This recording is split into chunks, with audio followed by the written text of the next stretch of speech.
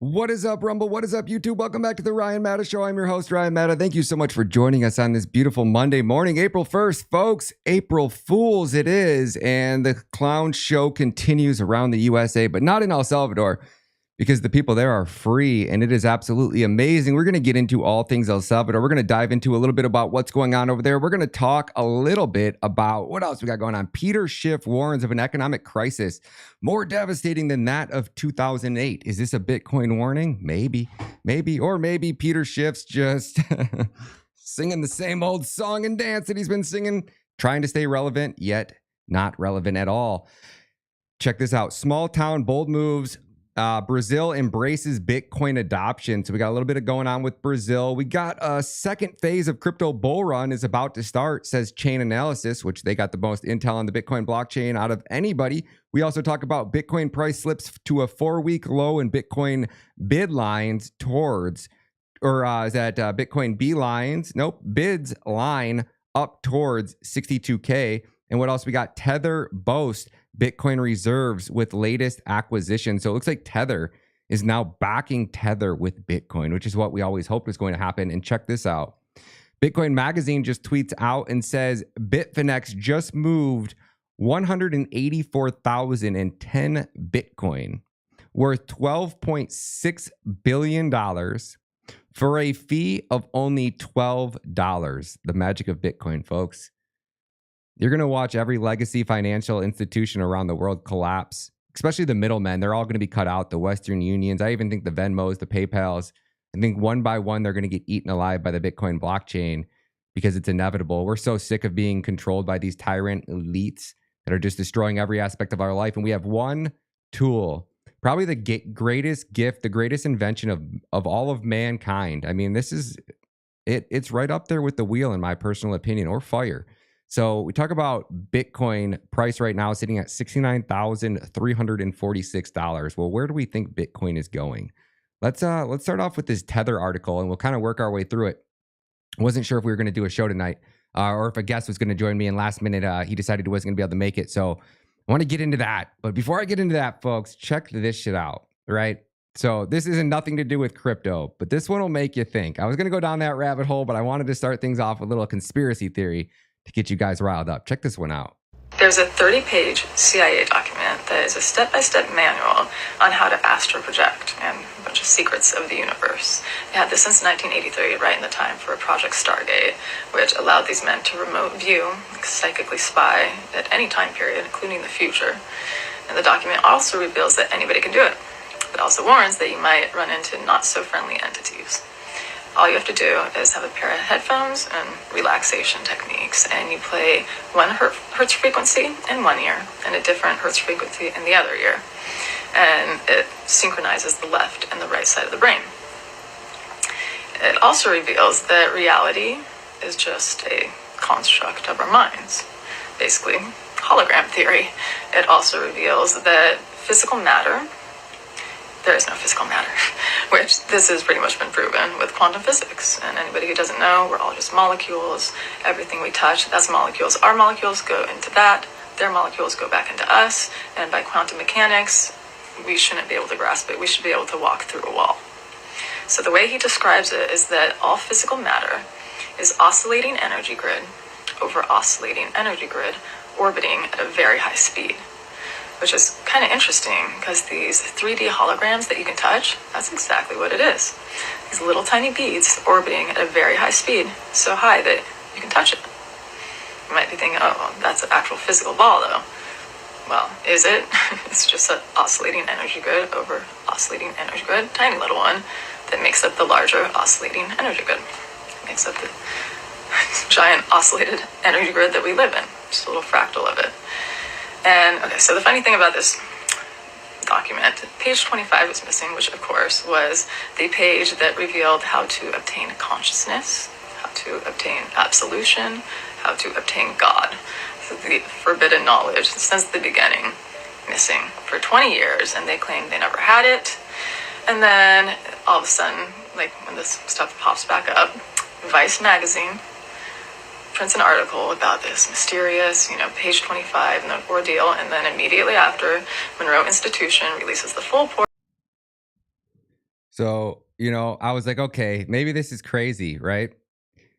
And then I started to look into it a little bit more and I started to go down the rabbit hole. And it's pretty bizarre when you actually find these documents. So this wasn't just some, maybe it is, maybe this is a fake document, right? But I found it. Then I went a step further and then I found the audio books that those frequencies she's talking about. And you put them and you play them and you listen to this, and it's fucking bizarre. I'm gonna do it tonight. And I don't know where that rabbit hole is going, but you guys know me. I'll go down any fucking rabbit hole you guys want. Nothing is off the table. Once you start realizing that the Earth is not this ball and we're not traveling through space at a bazillion miles per hour while fucking satellites are orbiting the Earth while orbiting the sun, and we're traveling through a space vacuum, and you actually try to start thinking it through, and you're like, wow. That's definitely not happening. But that's a story for another show. We're actually going to be on Flat Earth Dave's YouTube channel tomorrow. So if you guys want to come over and check out the interview, we're going to go down deep some new rabbit holes. You guys want to see a Tesla coil in real life and actually see what Dave's got, a real legit Tesla coil. Thing's freaking badass. So if you've never seen one, you're in for a treat. Come join us tomorrow. So Tether, the company behind Tether, stablecoin, acquires another 8,888 Bitcoin worth $618 million on March 31st. Following the acquisition, Tether Wallet now holds 75,354 Bitcoin,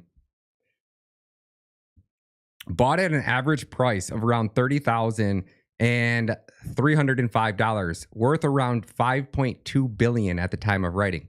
Now, according to on-chain data, the wallet is up over 128% with current realized profits of $2.94 billion, according to CoinStats data. The acquisition came during a time of heightened institutional interest in Bitcoin due to the approval of the United States spot Bitcoin ETF exchange-traded funds and the incoming Bitcoin halving, which is set to reduce the block supply insurance in half in just 19 days, folks. 19 days, that would be 420 is the schedule for the next Bitcoin halving. Following the acquisition, Tether is now the 7th largest Bitcoin holder in the world, according to BitInfo charts, if I'm saying that right. BitInfo charts, yeah, BitInfo chart data. Binance Cold Wallets is the largest Bitcoin holder with over 248,597 Bitcoin, worth a total of 17.31 billion at publication. There's probably a reason why the United States government has a hard-on to take down COINBASE or take down Binance. Pretty weird, isn't it, that they want all of that Bitcoin in one location? The firm said it would invest 15% of its net profit into Bitcoin to diversify the stablecoin's backing asset. I like the sounds of that. Tether USDT reached a record $100 billion market cap on March 4th, posting a 9% year-to-date growth, eating away at that scam central bank digital currency USDC. Folks, get your money out of USDC. Don't be that sucker that supports tyranny and these assholes that are trying to destroy the space. Bitcoin trades above 69,000, struggling, suggesting end of pre-halving correction. So Bitcoin price fell by 1.2% in the last 24 hours, leading up to 8:45 a.m. UTC to trade at $69,523 when we started the show. Today, Bitcoin was sitting just below that number at $69,346. And what else we got? But since March 25th, despite the market experiencing the largest quarterly option expiry event on March 29th, Bitcoin pre-halving correction could be over since Bitcoin flipped its old all-time high of around 69,000 in support, said anonymous crypto analysis Wrecked Capital in a March 26th video.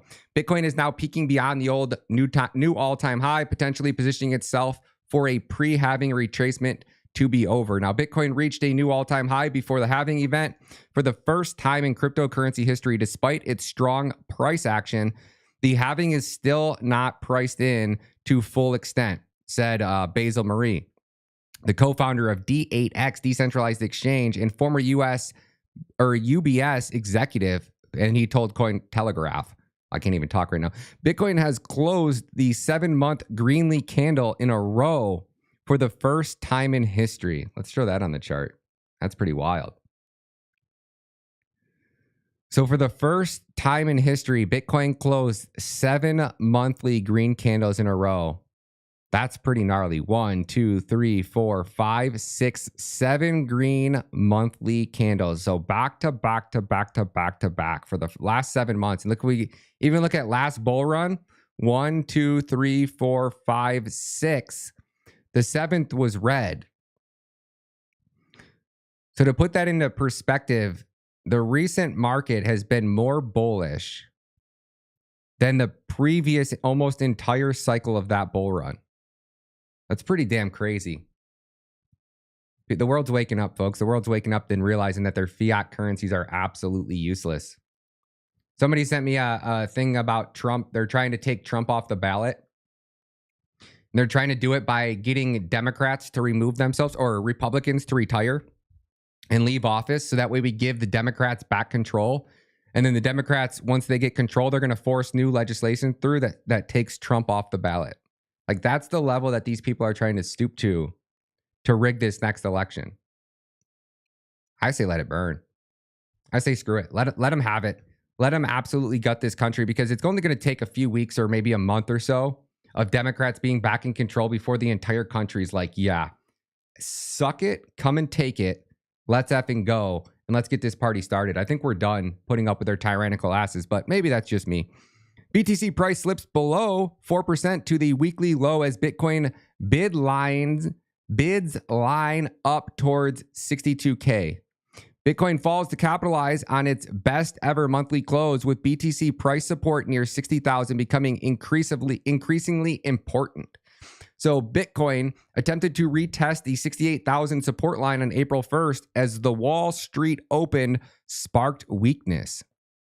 Bitcoin traders eye support level amid early weakness. Data from Cointelegraph Market Pro and TradingView tracked a problematic start to Q2, with BTC price loses passing 4.5%. Now, the return of institutional flows appeared unable to induce further upside despite the lack of outflows from Grayscale Bitcoin Trust. Commenting on its situation, popular trader Dan Crypto Trades suggested that the Easter holiday period may be a factor. Grayscale did not send out anything except some ETH to other coins, which weren't any noteworthy amounts, he told followers on X, alongside data from crypto intelligence firm ACAM. Now, likely to do with the market being closed around Easter, expecting the usual inflows/outflows again tomorrow. We're going to get into those inflow and outflows over on Hey Apollo. Big shout out to our man Thomas. Now, Dan Crypto Trades added the overall GBTC outflows seem to be slowing down. 104 million left on the final trading day of Q1, considerably less than the record 642 million seen on March 18th. Now as its lowest level since March 25th. Meanwhile, BTC USD gave traders pause for thought. For Dan Crypto Trades, a dip below the 200-day period moving average on a 4-hour time frame, currently at $67,333, was not out of the question. Now, Bitcoin, decent initial sweep, took out last week Wednesday lows. Up to the bulls to keep holding the range, said Dan. Could see some more deviation below in a few days to tap the 4-hour 200-day moving average, for example. For now, we remain range-bound with no clear low time frame trend. Don't chop yourself up in the meantime. I'm barely trading here, just sitting on my spot hodls and monitoring the market in the meantime. So price testing the 4-hour, 1-day trends here. Still more on the defensive side till price is back above 70K. Fellow trader Skew added in a post on his own X analysis, in its latest New York color update sent to Telegram channel subscribers. Meanwhile, trading firm QCP Capital warned of increased downward pressure around crypto spot markets. Now, in the last 24 hours, we've seen significant interest in sell calls, buy puts in both BTC and ETH, it's reported. Analysis, smart money aims to buy the dip at 62,000. Now, examining exchange order books, liquidity on the largest global trading platform, Binance, trading resources, material indicators painted a grim picture for BTC price action between now and the upcoming block subsidy halving. So in a Series X post, the firm, along with co-founder Keith and Allen, flagged increasing bid liquidity further towards 60,000, which is pretty crazy. Despite a history-making seventh consecutive green monthly candle close for BTC, there is no up only to the halving. Part of one person read in the comments. Now, Allen continued that Bitcoin may pose a problem for institutional buyers thanks to price acting within relatively uncharted territory. Only the halving has come and gone. He nonetheless noted belief in new all-time high is firmly in place. I'm at least one entry believes that high probability as they have laddered over 150 million BTC bids all the way down to 62,000 after price dipped below 69K, briefly explained. Now, among other things, this illustrates that even institutional guys aren't sure where price is going to land. So they are happy to DCA into positions from this range because there is high conviction that there will be a series of new all-time highs after the halving. So to put that into layman terms, it looks like the whales are setting up limit buy orders right here from 69,000 all the way down to 62,000. Some are even saying as low as 60,000. Now we can pull that up here on the charts for a second. Ooh, I'm getting some alerts here. Let's take a look at what we're seeing over here on the charts. I'm not much of a trader, but we'll pull it up and take a look at it for you guys. Let's see. Give me 1 second to get these charts set up. Let's throw on a little jams. What do y'all say? What do y'all say? Let's get some jams on here. I need to grab the other music. Then we'll get the party started. Wait a second. I can hear something in the background. Oh, it's raining outside. That's what it is. Sorry if you guys can hear that. I can hear it in my headphones. Give me 1 second. We'll get some jams going on here. We need the streaming music 2024. There she is. Let's throw it on here for you guys. Watch those ears, folks. I'm not sure how hot we're going to be. Oh, perfect. There we go. We got some jams going on. Let's do it. All right, let's take a look at Bitcoin on the daily chart. I'm going to jump over here into the live chat as well to say what up to everybody. If you guys are just joining us, do me a huge solid, folks. Smash that like button. It's been a minute since I got to catch up and chat with everybody. Let me see. I need to return my my live chat. How do we do that up here? There it is. There it is. Mr. K, Rumble Rick, PDX Leroy, my friend. God bless you for that donation. I was just going through all the donations over on our Give, Send, Go that we got set up for this documentary we're working on called Treason. I seen yours in there, man, and everybody else that donated as well. Thank you so much. Really big time, man. That I'm funding this whole thing out of my pocket. It's going to cost me about 20 or 30 grand. So every bit that I can raise to help out with that goes such a long way. Just allows me to book everything out so much farther in advance, and we'll make sure you guys all get copies as well when we start putting this content out. You guys will get early access to everything as well. So God bless you, man. Thank you big time. So check a look at this, folks. We're taking a look at, and these indicators, take it for what it is. The long efficiency rate right now on the 4-hour time frame is at 80% accuracy. So it looks like the upward here on our bullish movement stopped on the 4-hour time frame around 71,000. So we don't have any bearish signals yet. Actually, we do have one bearish signal. Oh, 2 bearish signals. So you guys can see it right here. So we got 1 bearish, 2 bearish. We don't have any bearish cloud building yet that I can see. So 2 indicators. Let me throw on another one. And what they're talking about on the 200-day moving average on the 4-hour time frame, which is right around here, I'm getting 66,000. For some reason, they were saying 62,000. I'm also seeing 66, 67,000 as well for the 100-day moving average on the 4-hour time frame. Now, we might be able to put that on the 1-day time frame, and that might change a little bit. Okay, so the 1-day time frame, for at the very least a 50-day moving average, we're talking about sitting at 63,000. So we can see we came down here and we touched the 50-day moving average as well. Do I think we're coming down to the 100-day moving average at 55? I don't. And we can go back into the cycle, and you can see how this kind of played out before. Even last bull run, like most of the time we were staying above the 50. Honestly, we rode the 50 all the way up till the end of the bull run. And then this was this was when we were really, we're shorting this market, right? Cashed out everything. We were shorting it over here. This was kind of our warning sign, but I believe it was when we crossed back above the 200-day on the we broke below the 200-day on the 4-hour time frame, if I'm not mistaken. Let's go back and take a look at that. Yeah, that's what it was. At 58,000 roughly, we broke below the 200-day moving average. And even on the 4-hour time frame outside of this area right here, when Elon bought in, we had the Tesla candle there. We were pretty much above it the entire time. So like once you start getting all those correlations and you start breaking down, and then you can see we kind of got above it for a little bit over here, and then we broke down again right here, and it was just a free fall all the way down. And you can even go back up to when we ran up again to 69K, right? Like all the warning signs were there telling you to exit this market over here. We did it exactly again, almost at this time was at 62,000. So like when you ride, and you can see we rode up above that 200-day moving average all the way up in the 4-hour time frame, stayed above it. And once you break below that, that's kind of like your warning sign, like, hey, you know, you just got to get out of the market at that point. Anyways, now, will I get out of the market on Bitcoin? No, but would I start consolidating every other asset I had if I didn't already into Bitcoin? Yeah, probably.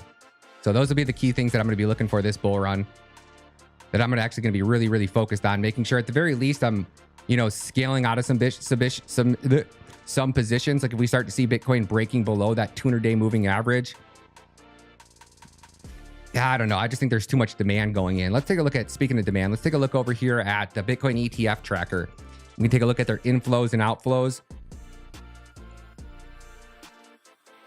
Swing down here.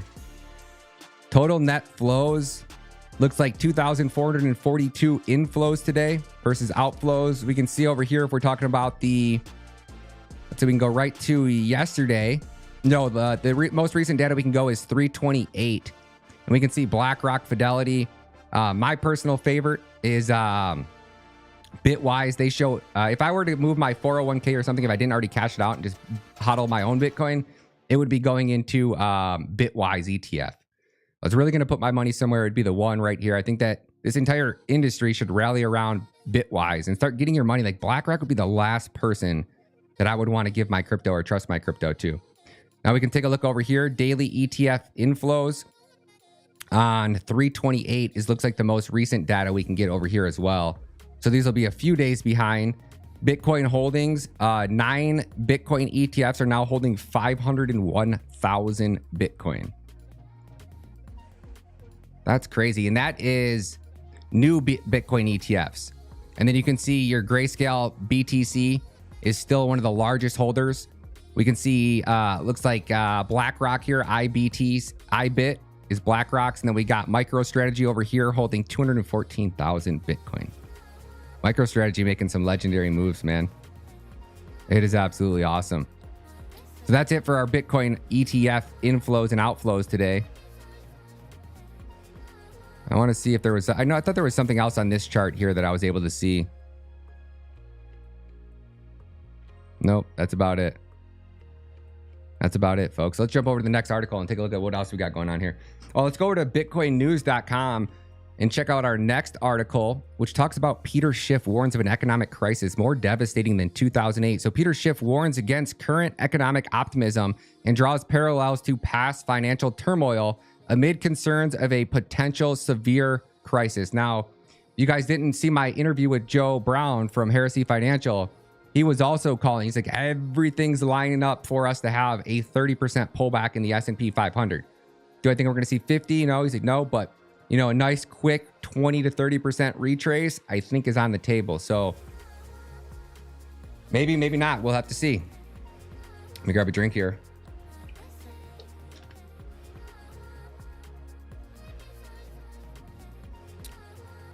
So renowned economist Peter Schiff has been sounding alarm bells recently, continuing against the current economic optimism that surging popularity of Bitcoin. He draws parallels to past financial crises and emphasizes the importance of prudent investment choices. Peter Schiff warnings align with those of other experts who suggest that the current economic conditions could lead to a crisis even more severe than we experienced in 2008.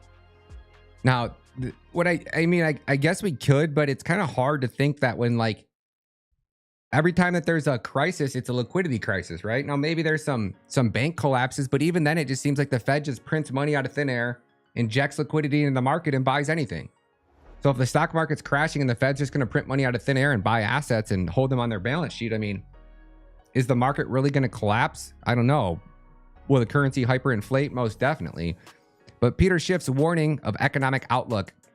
In a series of analysis, Schiff highlights concerns about the trajectory of the U.S. economy, echoing sentiment of a prelude of the 2008 financial crisis. He criticizes the Federal Reserve Chair Jerome Powell's optimism, warning that it could lead to dire consequences. Now, Powell's current optimism on the state of the U.S. economy is even more misguided than was Bernanke's optimism on the economy during the months leading up to the 2008 financial crisis. We are now on the verge of a far more devastating financial economic outcome. His remarks underline the urgency of current economist policies and strategies. Now, inflation and monetary policies. Schiff analysis delves into the complexities of inflation and monetary policy.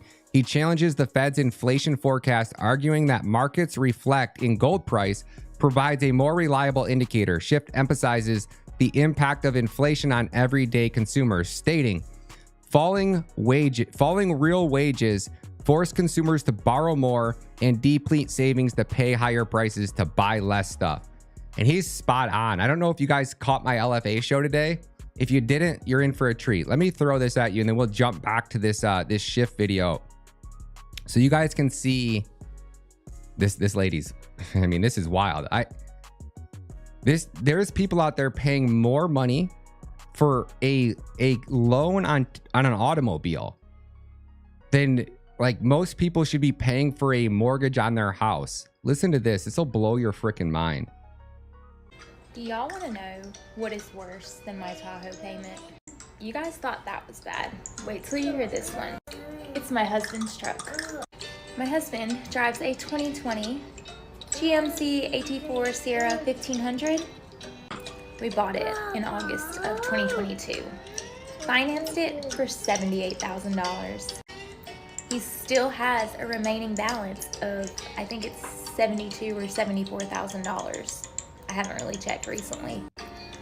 His payments are $1,600 a month. So y'all thought my $1,400 Tahoe payment was bad. His truck payment is $1,600 a month with an APR of 14%. So yeah, y'all stop coming after me for my bad finance decisions and go after him because he fucked up too. Too bad he didn't buy his truck for him. I did. So yeah, I messed them both up. Oops. So maybe we should just let his truck get repossessed and keep the Tahoe, because a $1,400 Tahoe payment is a whole lot better than a $1,600 truck payment. Or maybe we should just let them both go back because we have the Audi now and don't need either of the car payments. Do you hear that? So we did the math on this on LFA. We could do it again over here because it's pretty astounding to say the least. Let me jump over to the live chat and say what up to everybody. Rumble Rick, good to see you. Mr. K, good to see you. PDX Leroy. Rumble Rick says, dry scoop it. No water. No time for water. I wish, man. I don't, no more putting that garbage shit into my body. I feel so much better now. I just eat steak and eggs and that's pretty much it. I consume steak or beef or eggs for every meal now. And it's amazing how much better I feel. Oh, shit, I turn off the music. Throw the jams back on there. So check this out. She's got a $1,600 a month car payment and a $1,400 a month truck payment, right? Oops. So that's $3,000 a month. You times that by 12 months. So if they just quit paying those and let them get repossessed, they'll probably hold on to them. I would have to guess for probably a year. It's $3,600. They could go buy whatever used vehicle they want cash. That's why I think you're going to pick up used vehicles for pennies on the dollar, probably in the next 6 months. Like, people are so broke right now. They're not able to get out loans. They're not able to get out new money. So until the Fed, if you're waiting to buy a car, I would just keep waiting and waiting and waiting until you see the Fed pivot. It's going to be very interesting to see, when is the Fed's CPI number? When is the next April CPI?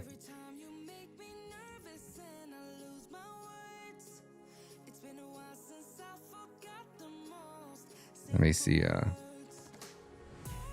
April CPI date. When is the next CPI report? Nothing there. Give me 1 second. I'm going to try to figure out when the next... Okay, here's the release schedule. So the next one will be April 10th. April 10th, 2024 at 8:30 a.m. I don't know if you guys seen the price of gas. I don't know if you've seen the price of eggs. I don't know if you've seen the price of anything, but nothing seems to be getting cheaper. So how will they manipulate? Because they have to have that number go down for them to start cutting rates. And if they don't start cutting rates, the economy eventually is going to fall off a cliff. So at some point, they're going to pivot and they're going to inject liquidity. But we also got some crazy shit going on April 8th, right? With the solar eclipse. I don't know if you guys know what's going on or been following the solar eclipse story, but that shit is wild. What they're planning with Project Bluebeam, I don't know. That shit'll blow your mind. But let's jump back over here. That's what I wanted to do. Let's get back over to Peter Schiff's analysis. So he says personal spending spiked by 0.8% in February, far outstripping the 0.3% raise in personal income. So spending increased by 200% more, roughly, than personal income. The 0.3% rise in the PCE far understates the impact that inflation has on prices. Falling real wages forced consumers to borrow more and deplete savings to pay higher prices to buy less shit. Now, additionally, he underscores the significance of money supply in understanding economic direction, cautioning against ignoring its inflationary effects. He asked, is an explosive more up in commodity prices in 2024 consistent with lower inflation and falling CPI? Is an explosive more up in commodity prices in 2024 consistent with the lower inflation and falling CPI? He expressed skepticism towards the Federal Reserve's actions, suggesting that its priorities lie more with supporting the government and banks than addressing potential inflation concerns. He referenced a theory posed by Mr. Wenzel, inspired by Murray Rothbard, which suggests that the significant price drops in money supply could signal stock market pullbacks due to liquidity issues. Schiff also criticized the Fed's inflation projections, contrasting them with the rising prices of gold, which he views more as a reliable indicator. He argued that if the Fed truly relied on data, the increasing gold price would prompt it to raise interest rates instead of maintaining its current stance. Now, Bitcoin's rise and gold's endurance. Schiff's warning extends to the realm of digital assets. Blah, blah, blah, blah, blah. Fuck off, Peter Schiff. You've been wrong about Bitcoin every time. I don't give a damn what you have to say about Bitcoin. And he just goes on. So, conclusion, Peter Schiff's warning regarding the economy offers valuable insight into current economic trends.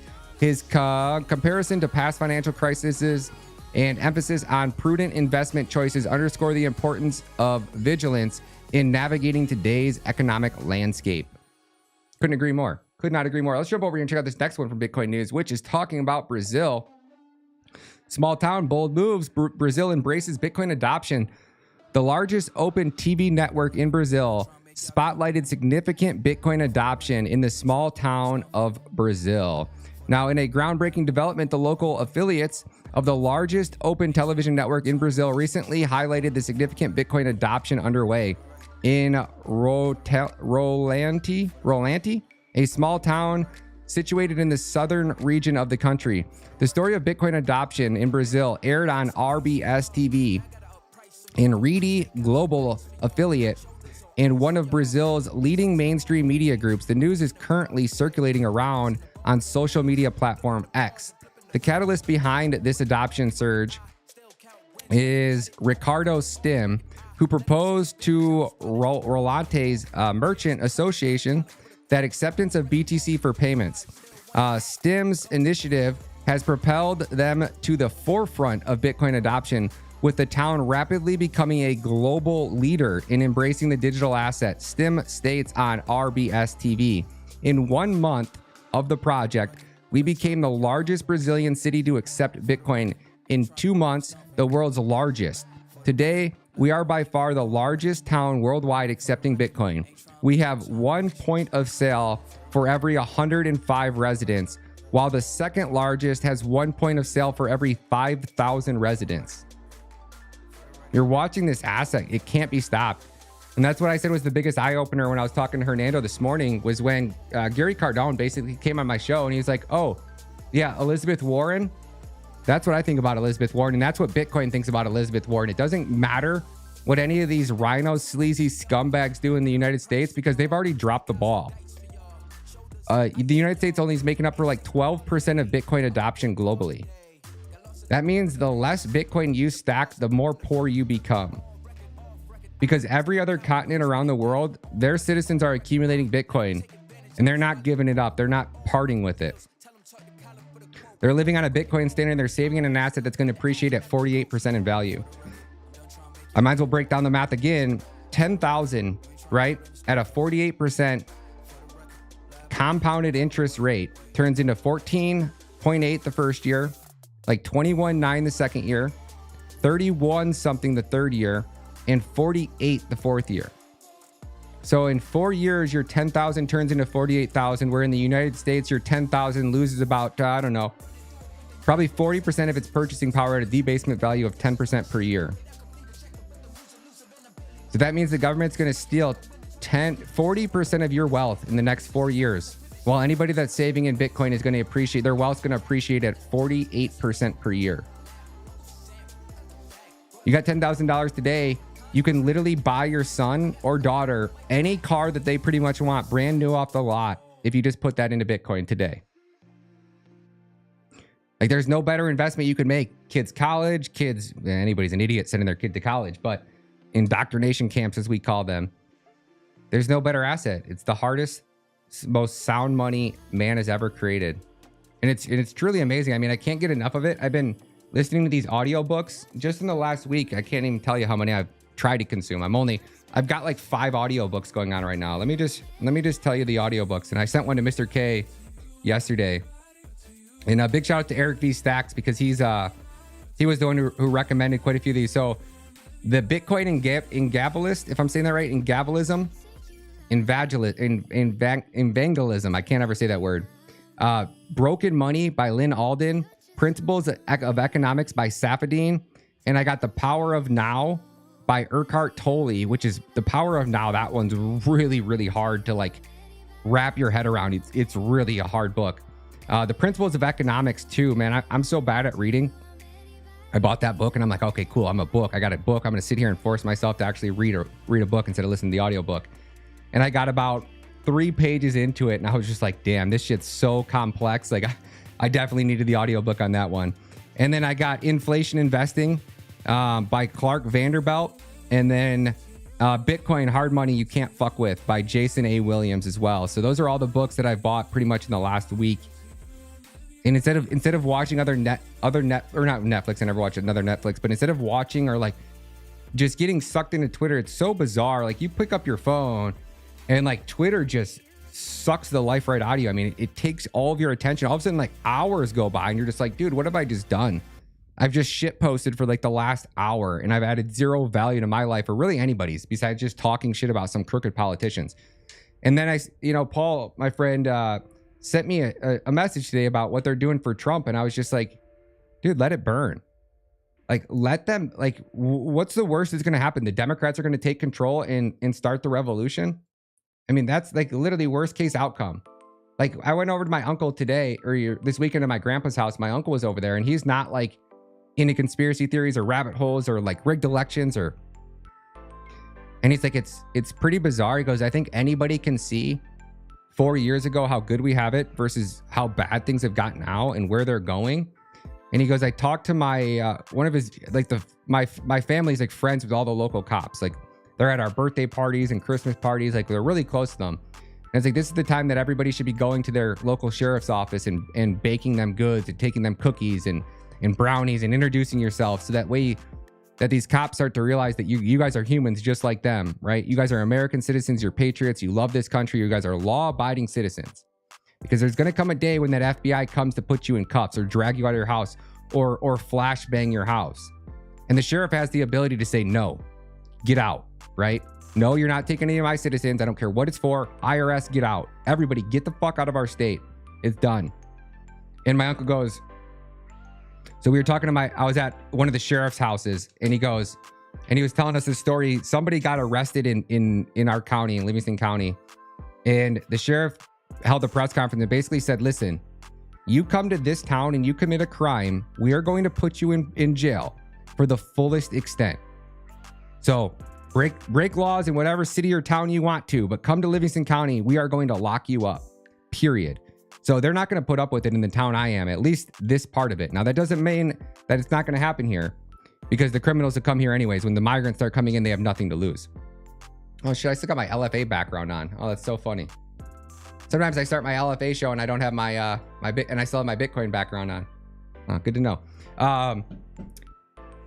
And then they were having a story, and they were at the sheriff's house, and his great grandpa was there. The guy's like 82 years old. I forget what war my uncle said that he was in. And he was just basically explaining to my uncle how this only ends in a revolution. Like, these people are not going to hand back over the keys to the Lambo and give Trump all the power. Mr. K says you're freezing. It's not on my end, Mr. K, so that must be a Rumble issue or a Restream issue. Check over on, let me see over on YouTube and see what the people are saying over there. I don't have any issues on my end, so it shouldn't be on my end. It might be a YouTube issue, or it might be a Restream issue. I know LFA hasn't been using the Restream lately. How we doing over on YouTube, folks? Let me know what you guys are seeing over here. Actually, let me jump over in the YouTube live chat and see.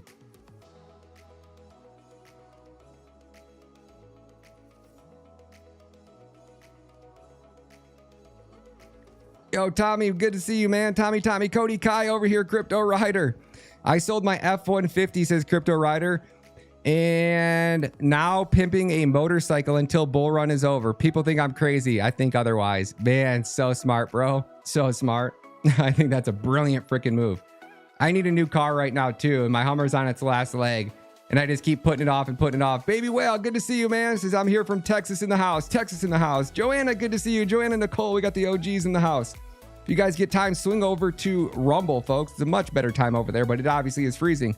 Everybody says I'm good over on YouTube, folks. So if you guys want to make the leap over to the most censored social media platform on the internet, swing over to YouTube, and hopefully they don't censor everything that you're trying to say to me back. So fucking weird, man. What a time to be alive, folks. What a time to be alive. That was weird. Was that freezing on my end? No? Thought my shit was lagging over here on this side too. Welcome to Rumble Live, or welcome to Rumble Live. Welcome to live chat. Remember to guard your privacy and abide by our community guidelines. Yeah, they're tyrannical. Tommy, good to see you, man. Long time no see. Cody Kai, great to see you as well, man. Hopefully you guys are doing great. I'm just hanging out tonight. I didn't really have anything special planned. Not much going on in the market. I was debating I seen Bitcoin drop down to 58K, and I was like, okay, do I take the profits from my bots and buy more Bitcoin now? And now it's pretty fun. Like, I'm just focusing on Bitcoin this cycle, or not just focusing on it. We still do our Cadena show on Thursday nights whenever Amir can jump on the show. But it's weird. It's like Cadena, like I'm starting to really appreciate Bitcoin more. Kind of like when we spent all that time going down the Cadena rabbit hole, and then we consumed every piece of content on Cadena. It was like we knew exactly what was going on in that Cadena ecosystem. Like, we didn't need anybody to tell us that, like, hey, we should take profits. We found that news out too late. But had we have done that research like 6 months earlier and we had got to that same conclusion, like, we would have been taking those profits at $28, because we know that there was just no ecosystem to support the development. And I feel like the more I study and learn about Bitcoin, I guess it just builds my conviction, which I guess I don't really need any more conviction, but it really does stop me from buying shit coins. Like, there's a lot of times where people are like, oh, bro, buy this one. And I look at the market cap. I'm like, oh, man, $10 million market cap. Or some of them are even $5 million market caps. And I'm like, wait. Like, Bitcoin's going to $1 million. I think worst case, it does a 10x from here. And I think that's like, there's so much demand. And it's not like we're waiting for the US this time, which is why I think you've seen, Bitcoin putting in a new all-time high. Bitfinex taking $12 billion of Bitcoin off exchange. It's like, there's so much demand coming for Bitcoin, and I think that the USA can only, yeah. And Eric Wild just came in the chat and says China's economy is not looking good right now. Agreed. Bad, really bad. They've got 2 bank collapses in the last week, like big banks. Like their financial institutions are collapsing. They did what they've done what every empire does. They expand their military way too far. And their currency is not backed by anything, and they've printed it out and they've devalued it, which was what Trump was warning us about. All these other countries basically printing their currency out of thin air without actually basically putting it on the books, expanding their money supply without actually recording it, which allows them to print more of their currency, buy more goods, consume more wealth while manipulating their currency. So China's expanding their military everywhere. I mean, they're buying land everywhere. They're buying property. I mean, they're doing everything that they can to own and control as much of this world as humanly possible. How many bribes, how many people do they have to pay off to keep that scam going? I don't know. But there's people in China that buy a house and wait 4 years. They buy a house for like $800,000. They put like $200,000 down on it, and they can't live in it for 4 years. Like that's how in demand real estate has been in China. I couldn't imagine doing that. And then these developers are taking all these people's money, and they're not building the homes right away. And which is crazy to think about, because they can build like what is like a 6-story Motel 6 or a Holiday Inn in like 6 weeks. They can build a hotel in China faster than it takes us to break ground in the United States. That's not good. And people are still waiting 4 years to get into a house, which is just fucking nuts to think about. So the developers that were taking all their money, that's what we saw with Evergrade or whatever it is, where they took all these people's money and they started buying amusement parks. They started buying ballparks, stadiums, condos, you name it. They were buying shit everywhere. Yep. Eric Wild says poor people sign up for expensive car leases. Yep, they do. Poor people do sign up for expensive car leases. And it's crazy. It's like my cousin stopped by to check out the house yesterday. And my cousin brought her new boyfriend over, and he's seen my studio. I had the Bitcoin things on here, and he's, hey, what do you think about Ethereum? And I go, it's a shitcoin. He goes, oh, good. I sold mine said something, got like a text message on Instagram, and somehow it opened up his account, and he thought it was hacked. So he just fucking sold all of his crypto. So, all right, not bad. Not a bad decision. It's Ethereum. He sold it at pretty close to the peak, around over 3,000 last bull run. They haven't bought back in yet. And I said, well, you're going to be poor if you don't, right? If you don't own any Bitcoin, you're going to be poor. And he goes, or a slave. And I go, see my parents out there? I said, they're both slaves, right? They work for paper dollars that somebody prints out of thin air, and they own no Bitcoin. Like they are poor slaves, and they'll work pretty much till they die. Like my parents will be dependent on their pensions, on their 401ks, on their Social Security. And I don't see any of that sticking around. I don't see any of that being here. So if you don't own Bitcoin, you own nothing. You own these paper dollars that somebody printed out of thin air. You don't own your house, especially if you haven't paid it off. I mean, I guess you maybe own it, but at the same time, you stop paying your taxes on that property, the government's going to forcibly take it from you. We covered this story over on LFA TV of this 92-year-old grandma. 92-year-old grandma, this black lady in Baltimore. She got $2,000 behind on her taxes. And this lady has lived in this place her entire life, right? Since the time she was like 20. For the past 70 years, this grandma has paid taxes on a property. And finally, because the cost of living, right? She obviously didn't choose to just not pay her taxes. She couldn't afford it because the cost of inflation is outpacing her fixed income. They start charging her interest and late fees, which they rack up and equate to like $16,000. They come and they forcibly evict this 92-year-old woman from her house. Her house is valued at about $42,000. They take the house, they sell the house, and they keep 100% of the money. Not just taking the $16,000 that she owed them, all of it. Imagine that being your grandma. And this is America. Eric said it best. Our founding fathers fought a revolution. Like, these were some freedom-loving... Let me just let him say it. He says it so much better than me trying to repeat it. And big shout out to Mr. K for the edit on this one. Yeah, here it is. Mr. K, my man's been freaking killing it on these short edits, man. You're really absolutely freaking phenomenal. It's blowing my mind how good he's got in the last couple of weeks. From I guess not really ever editing shorts or just editing a couple to like, this is his skill level now. It's gosh damn impressive. Check this out. For all of known history, we've had that issue. And at best, you could escape that oppressionary force, which is a result of, in a free market. So let's take, for example, the United States.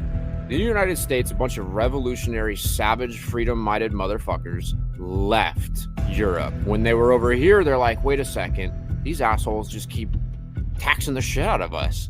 Like, you could get fucked with your taxes. Like, we're over here living our little life, and you keep wanting to tax us. Actually, dude, on the side note, like, as I'm saying it, I realize, and I've heard somebody speak to this, they took up arms over a 2% tax on tea, on sipping a sipping drink that isn't even that awesome. We just sip this warm leaf extract here, and I'm gonna fucking kill you because you're gonna take 2% tax on this tea. Anyways, that's a fucking side note. That's just, and here we are getting taxed 50%. Dude, just living our life, just happy if we can get all fucking drunk watching. Right. War over 1%. And then the more you start to understand and you start to see what the Bitcoin maxis have been saying all along about, Bitcoin disincentivizes war. Bitcoin incentivizes peace because there's no upside to going to war. War is all about profit and all about money. It's normally never about freedom outside of the revolution, right? Which we might be going towards one of those right now. Which is why if you're not in the gym every day, you're not eating healthy, you're not turning yourself into the hardest possible person to kill, right? A lot of times you don't have to be the fastest gazelle in the pack. You just have to be faster than the slowest gazelle, right? So if you're overweight, you're unhealthy, you're vaping, you can quit vaping, folks. I'm going on, I don't know, about 2 weeks now, right? Got to get those lungs better because what we're headed towards is not going to be good. I don't think that we're going to comply our way out of this one. I don't think you're going to be able to bury your head in the sand and this isn't going to affect you. Let me see if I can go to my profile and find this. Let me see if I can find this whiteboard video on taxes. And it's so weird how Twitter like won't let you search for things. It's so weird, man. I don't know how to search my own profile. Oh, maybe it'll let me go back far. If it does, I might be able to find this video. But I have this video which breaks down what the taxes have been. I don't know how far this thing's going to let me go back. Oh, I might be able to find it, actually. It's actually going pretty quick. I thought it was going to be way, way far away. I want to show you guys what the taxes have been over the last... most of you guys from following me, guys have probably seen this video, but it's so worth just sitting there and listening and hearing what you've paid in taxes and what taxes were back in the day. And to think how like the United States was built on this free market, this free economy where anybody was able to create a business and then present that business to the world and add value. They put work out in the world. They use their energy to create this economy. And, there was no government overreach. Maybe you gave the government 1 or 2%, but it was pennies. Like imagine starting a business today and being able to keep, 90% or 95% of that wealth. How much more profitable that business would be, how much better you'd pay your employees, how much better your life would be, how much better the life would be for all of your employees. I mean, it's exponential. And then you look over somewhere like El Salvador and you see what's going on over in Salvador. Actually, it's a perfect tee up for this. Check this out. And then I'm going to try to find that video. So Joey Manarino, he was over on our show on LFA TV. This dude's a wealth of knowledge and love his outlook on politics too. And he says he took a walk around downtown San El Salvador tonight. He's like, before Bukele, this area was completely impossible to walk around and it was gang territory. Tourists didn't dare enter. Now it's not only secure, but it's thriving. This was around 9 p.m. at night and I had my iPhone out filming. I don't even take that level of risk in many American and European cities now. So we walked around downtown San Salvador tonight, and that is the Teatro Nacional. Look around and look how safe it is. Look how empty of crime and empty of craziness it is. You see the military right there. You see the police over here. They're patrolling the streets. They're keeping it calm. People have their cell phones out. People are walking. They're all happy. You don't see people shooting people up with guns. That's a Bitcoin ATM right there. You can take Bitcoin straight out into dollars, okay? Tried it out, works. Anyway, look at this street. Look at the stuff. Look at the stores with the windows not all boarded up. This was not possible, they said 5-6 years ago before Bukele. Before Bukele, you wouldn't have walked around here. Look at that Starbucks. This Starbucks, when you walk in, it stays open till 11 o'clock, which you can't even do that in an American city. It's just not safe. Wow. Look at the stuff inside. Look at the stuff on the ceiling, the murals. Beautiful, beautiful. It almost feels like a European city. It doesn't feel like you're in a country that has just undergone a huge transition from a gang-infested place into a seriously developing part of the world right now. And look at this library. You see that big library with all the lights? Feels like a European-style piazza, or Spanish even. Look, so now you're gonna get the mariachis. They're playing, all that crowd of people. Like I said, look, no gangs. They say third world. This is not what the third world looks like, okay, folks? Right behind it is the Palacio Nacional. Don't really know. But look at the singing, listen.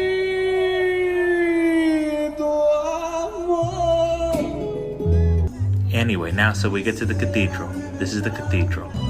And that is the Palacio Nacional. That's where the Congress used to be. Now it's a museum. But look at how beautiful. Look at all the lights. And it's just, here we have Christopher Columbus, a statue of Christopher Columbus, who we absolutely love. The left absolutely hates, and that's why we love him. And look at that. So that's the library. That is the Biblioteca Nacional de Salvador. Absolutely stunning building inside. Now it feels a little out of place maybe because everything else is very old style architecture. And then here you have this huge, gigantic building all covered in lights. But when you walk in, it's because Bukele wants to replace the gang culture with a different kind of culture, because otherwise the gangs are just going to reform in the next generation. But look, instead of doing that, the kids have somewhere to go to. So you have, look at this, you have books, but so they have video games too. You got to read the books a few hours or something, a few minutes before you can go play the video games. They monitor that. And then there's Super Mario Brothers, there's Legos, there's all these different toys. Look at the view, look at the view from this library. Absolutely beautiful. That's really all we did downtown. It was very fast because we had just gotten up from church, dinner and all that. But this is not what they make it out on the news. Yeah. So everything they tell us is a lie, folks. Brian Walker, my man, good to see you. Brian Walker says, incredible how El Salvador has a 180-degree turn. I couldn't agree more, my friend. And there's no sales tax, no property tax, no income tax, no capital gains tax. Their nation is making a majority of their money from selling citizenship. Now imagine how many migrants we've taken in. 50 million migrants, right? And these migrants have paid these cartels upwards of, I don't know, $5,000 to $10,000. Some even I've heard of $20,000 to make it into America. $20,000. That's what the Chinese are paying for the CCP. So check this out. It wasn't until 1862, so over 100 years, that America never had a tax, right? Or close to it. That the first federal tax was implicated. 62, 3%, 65, 5%, 70, 2.5%. And then they went back to the old Constitution. It is unconstitutional to tax American citizens. We don't have kings. We don't have rulers, right? This is the home of the free, land of the brave. Land of the free, home of the brave. 73 to 92, 0. 1994, 2%. 95 to 12, right? Another almost 20-year period, 0%, because it was ruled unconstitutional. 14, 1%. 16, 2%, right? After the Federal Reserve, 6, 4. 24, 32, right? Then what happened? Oh, yeah, World War I. Got to raise those taxes, folks. Somebody's got to pay for that war. 41, war's over. In 43, huh? World War II ended when? 1939 to 1945, and boom. We won the war, and yet our government decided to tax us to death. 46, 20, 64, 16 was the Tax Reform Act, 65, 14. And then again in 77 was the Tax Reduction and Simplification Act of 1977. 87, the Tax Reform Acts of 86 brought us back up to 11%. So imagine back in the day, your parents were pretty much living tax free. I forget what the limit was. That was if you made under. But back in 73, a 2 or a 3-bedroom family home was $17,000. So imagine being able to keep 100% of your wealth, or if you made less than 30,000, which today making 30,000 a year, I guess that would be equivalent to probably close to like 120 now. Tommy says, my man, XRP blow up as a major payment system? Never. Why would we go from what we have now to another centralized shitcoin? Like that they can track, and then at any time they can just go, oh, we're going to send a court order to XRP to completely debank you from the XRP system. Because it's a centralized authority, they can do that. Never. We have Bitcoin, man. Why would anybody want to use shitcoin XRP? The only hope XRP has is of BlackRock adopting a Bitcoin or an XRP ETF, and then morons being stupid enough to want to put their money in an XRP ETF and not a Bitcoin. It seems absolutely asinine to me. It's like you're anybody that's holding XRP outside of just trading it for shitcoins. I mean, you're championing it to be another central bank digital currency. It doesn't even make sense. What about the one world system and one world government? I mean, I don't know anybody who wants that, but I mean, if you do, man, you're championing tyranny. You got this beautiful asset called Bitcoin. It's the hardest asset, hardest money known to man. It is incorruptible for all of eternity. Man has been able to corrupt and destroy everything that he touched. And for once, we have this asset it's incorruptible. I don't know if I can even wrap my head around it. I'm still trying to read a lot on it and really like take that in and understand what that means. But it's revolutionary. It's game changing. It's groundbreaking. I mean, like I said, it's the most important creation in the history of all time. And to put that into perspective, I keep throwing this analogy out there. Only 200,000 people in the world own one Bitcoin. Only 200,000 people. So that means when Bitcoin, and there's no doubt that it does, right? It is absolutely guaranteed to just continue engulfing everything that gets in its way. Anything that's considered a store of value, Bitcoin is just the apex predator. Your real estate has to appreciate at 48% per year to be more profitable than putting your money in Bitcoin. And you got to worry about tenants and broken fixtures and, taxes and all the bullshit on your house. You just buy Bitcoin, you just hold Bitcoin, and you just, and it increases at a net rate of 48% per year. And that's like the lowest estimate. I'm looking at like 192% per year. So, I mean, why would you want XRP? Why would you, I mean, that's like, when you're holding anything but Bitcoin, you're short Bitcoin, you're long that asset. Now, I think there are some shit coins with lower market caps and, these crypto companies that'll probably be more profitable, but there's major risk to that, right? Like if something happens on April 8th and shit hits the fan and these centralized projects are going to crumble. Where Bitcoin, I don't know if people start talking about when the power goes out. I'm going to have Brian D. Mint on the show. He's the author of the Bitcoin I don't even know how to say that word. Invagalist. I can't say it. Ingavalist. He talks about this satellite company now that's now broadcasting the Bitcoin network worldwide so that people in third world countries that don't even have internet access can connect to the Bitcoin network and use Bitcoin, which is really crazy to think about. So yeah, I would just be stacking Bitcoin with everything you got, man. I think Satoshis are going to be worth dollars at some point. And there's 100 million Satoshis in every Bitcoin. So if that's right, I mean, it's pretty insane thinking you can get 16 for $5,000, you can get 6.7 million Satoshis right now. And if you're thinking I can't own one Bitcoin, well, stop thinking about it like owning a whole Bitcoin. Just buy Satoshis, man. And then when you really start devaluing or denominating everything in Satoshis, like even when I go in the gas station, I'm like, oh, gum or pop or garbage. I'm just like, man, those are thousands of Satoshis that I'm just burning out of for nothing. So I think as soon as you start making that correlation, which is like, you have one opportunity to get you and your family out of the rat race and protect your wealth, and that is Bitcoin. And I say that because we've done it. You guys watched me do it last bull run. And I look back at the money we made trading and jumping in and out of these projects. And if I would have just focused all of my time and energy into making more fiat and then using that fiat to buy Bitcoin instead of trying to promote the next shitcoin, I would have built a really rock solid business around Bitcoin that would have thrived through a bear market. It would have thrived through any market economy. And like Gary Cardone or Grant Cardone says it best, right? Like, you don't want money, you want connections, right? You want to build a network of people and friends that are on the same wavelengths as you and that are operating on the same level, if not a higher level than you. And then eventually you just gravitate towards people that are doing better, and those people bring you up, and then you bring them up, and it's all of a sudden you got yourself in this network of people, right? When I'm talking about and I'm interviewing these CEO of shitcoin projects, I'm like, I'm looking back at it like, wow, cool. You got some shitcoin here, you know?